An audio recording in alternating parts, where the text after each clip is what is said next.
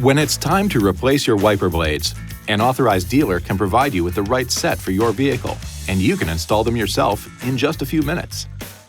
To remove a windshield wiper blade, first raise it off the glass by lifting the wiper arm to the full up position.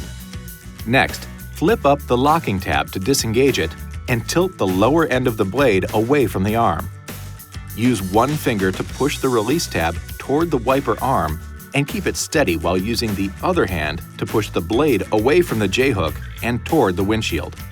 With the locking tab open, position the replacement wiper blade under the J-hook and insert the bracket into the hook through the opening under the tab. Slide the wiper up until it clicks, and then snap the tab into the locked position.